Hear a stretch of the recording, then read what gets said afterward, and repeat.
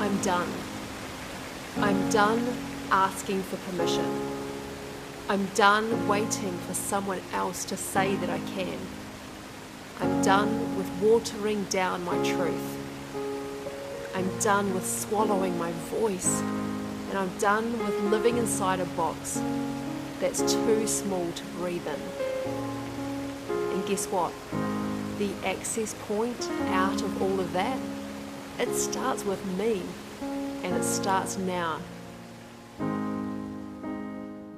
I give myself full permission to rise into a whole new space of being in the world, to a new level of honouring my truth, a new level of allowing my wisdom, a new level of dropping into my power, a new level of trusting where my soul is leading me. And I get it, stuff's gonna come up, things will happen, people will say stuff, there'll be times when that noise in my head will scream at me so loud, I'm on the wrong path, it's too hard, I can't do it, I'm not good enough.